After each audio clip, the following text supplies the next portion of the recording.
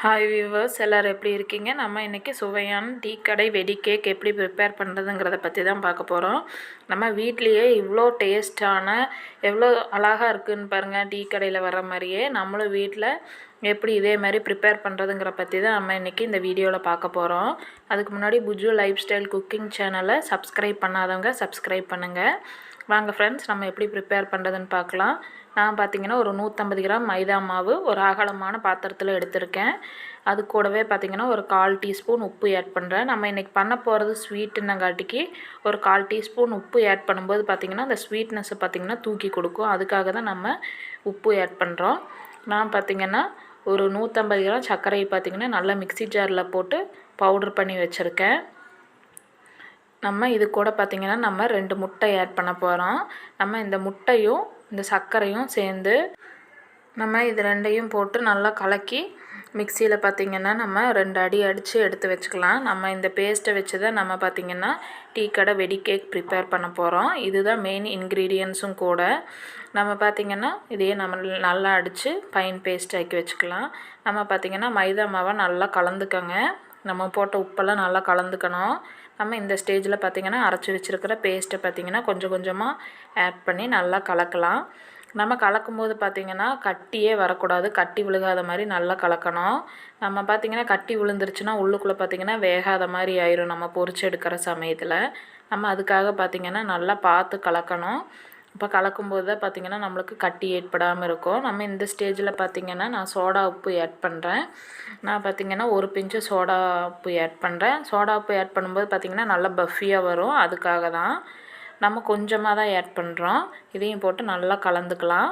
நம்ம பார்த்திங்கன்னா இது கூட பார்த்திங்கன்னா இன்னி கொஞ்சம் அந்த நம்ம கரைச்சி வச்சுருந்த அந்த பேஸ்ட்டை ஊற்றி நல்லா கலக்கி விடலாம். நம்ம பார்த்திங்கன்னா நல்லா கலந்து விடும்போது கட்டி மட்டும் விழுகக்கூடாது. சப்பாத்தி மாவு பதத்துக்கும் நீங்கள் பிணைஞ்சிடாதீங்க. அதுக்குன்னு ரொம்ப தண்ணியாகவும் பிணைஞ்சிடக்கூடாது. இதுக்குன்னு பார்த்திங்கன்னா ஒரு ஸ்ட்ரக்சர் இருக்குது. நான் அதை தான் உங்களுக்காக காட்ட போகிறேன். நம்ம இது கூட பார்த்திங்கன்னா ஒரு 2 ஸ்பூன் அரிசி மாவு ஆட் பண்ணுறோம். அதுக்கப்புறமா பார்த்திங்கன்னா 2 ஸ்பூன் ரவை ஆட் பண்ணுறோம். இதெல்லாம் சேர்ந்து நல்லா கையாலேயே கலக்கி விடலாம். நம்ம கையாலேயே கலக்கி விட்டால் தான் நம்ம பார்த்திங்கன்னா போட்ட அரிசி மாவு ரவை எல்லாம் பார்த்திங்கன்னா அந்த மைதா கூட நல்லா சேரும். நம்ம முதல்லையே வேணாலும் நம்ம போட்டுக்கலாம். நான் பார்த்திங்கன்னா இப்படி தான் ப்ரிப்பேர் பண்ணுவேன். அதனால் நான் எப்படி ப்ரிப்பேர் பண்ணுவேனோ அதே மாதிரியே நான் உங்களுக்கு காட்டி கொடுத்துருக்கேன். நான் பார்த்திங்கன்னா முதல்ல மைதா கூட கலந்துட்டு அதுக்கப்புறமா தான் போடுவேன். பாருங்கள், இந்த அளவுக்கு தான் இருக்கணும். நல்லா நம்ம கையில் ஒட்டுற மாதிரி இருக்கணும். ஒரு 10 நிமிஷத்துலேருந்து 20 நிமிஷம் வரைக்கும் ரூம் டெம்பரேச்சரில் வச்சு எடுத்து நம்ம எண்ணெயில் பொரிச்சு எடுக்கலாம். எண்ணெய் பார்த்திங்கன்னா மிதமான சூடாக இருக்கணும். பாருங்கள், மிதமான சூட்டில் நம்ம ஒவ்வொன்றா போட்டு பொரிச்சு எடுக்கலாம். பார்த்திங்கன்னா ஸ்லோலியே தான் வச்சு நம்ம பொரிக்கிறோம். ஹை ஃப்ளேமில் வச்சு பொரிச்சிடக்கூடாது. பொரிச்சிட்டோம்னா உள்ளுக்குள்ளே பூரா வேகாது, வெளியே பூரா கரிஞ்சு போயிடும். அதுக்காக பார்த்திங்கன்னா வேகிறதுக்கு பார்த்திங்கன்னா ஒரு 7லேருந்து 8 நிமிஷம் நம்ம ஸ்லோ ஃப்ளேம்லேயே வச்சு நம்ம குக் பண்ணலாம். நம்ம அப்படி குக் பண்ணிட்டு வரும்போது தான் நல்லா டேஸ்ட்டாகவும் இருக்கும். பொறுமையாக குக் பண்ணணும். நம்ம அவசரமாக குக் பண்ணோம்னா உள்ளுக்குள்ளேயெல்லாம் வேகாது.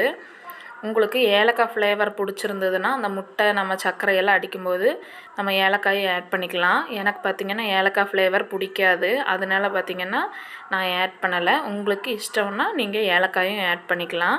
ஏலக்காய் ஆட் பண்ணும்போது பார்த்திங்கன்னா அந்த முட்டையோட கவுச்சை பார்த்திங்கன்னா நம்மளுக்கு தெரியாது. அதுக்காக நீங்கள் ஆட் பண்ணிக்கலாம். எங்களுக்கு இதே பிடிக்கும். அதனால் நான் எப்பவும் ப்ரிப்பேர் பண்ணுற மாதிரி தான் நான் உங்களுக்கு காமிச்சிருக்கேன். பாருங்கள், அப்படியே நல்லா வெடிச்சு வருது பார்த்திங்களா? நம்ம நல்லா மாவு பிணைஞ்சோம்னா தான் இந்த மாதிரி வெடிச்சு வரும். நம்ம இறுக்கமாக பிணைஞ்சிட்டோம்னா நம்மளுக்கு இந்த மாதிரி வெடிச்சு வராது.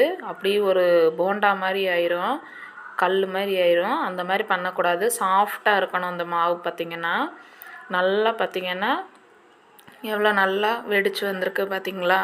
நம்மளுக்கு இந்த ஸ்டேஜில் பார்த்திங்கன்னா நம்ம திருப்பி விட்டுறணும். பாருங்கள் எவ்வளோ நல்லா பொரிஞ்சு வந்துருச்சுன்னு. நம்ம இந்த ஸ்டேஜில் நம்ம எடுத்துடலாம். பாருங்கள், நம்ம வெடி கேக் எப்படி வந்திருக்குன்னு, நல்லா எவ்வளோ அழகாக வெடிச்சிருக்குன்னு பார்த்திங்களா? நம்ம டீ கடையில் வாங்குற மாதிரியே இருக்குது. உங்களுக்கு பார்த்தாலே தெரியும் எவ்வளோ அழகாக வந்திருக்குன்னு. நீங்களும் உங்கள் வீட்டில் ட்ரை பண்ணி பாருங்கள். உங்கள் கிட்ஸுக்கெல்லாம் கொடுங்க, ரொம்ப நல்லது. அவங்களும் பார்த்திங்கன்னா நல்லா விரும்பி சாப்பிடுவாங்க.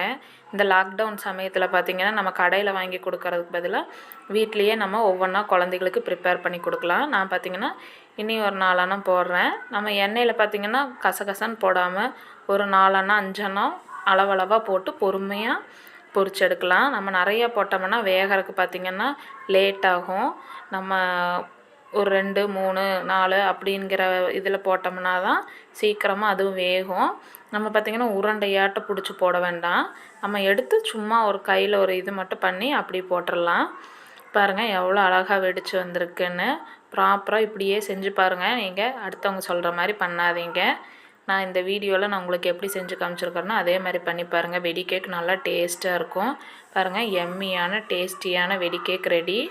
பாருங்கள் சூடாக இருந்துச்சுன்னா அவ்வளோ டேஸ்ட்டாக இருக்கும். உங்கள் வீட்லேயே நீங்களும் ப்ரிப்பேர் பண்ணி உங்கள் குழந்தைகளுக்கும் கொடுங்க, அவங்களும் நல்லா சாப்பிடுவாங்க. இந்த வீடியோ உங்களுக்கு பிடிச்சிருந்ததுன்னா லைக் பண்ணுங்கள், ஷேர் பண்ணுங்கள், கமெண்ட் பண்ணுங்கள். மறக்காமல் சப்ஸ்கிரைப் பண்ண மறந்துடாதீங்க. ஓகே ஃப்ரெண்ட்ஸ், நம்ம அடுத்த வீடியோவில் சந்திக்கலாம். Okay bye.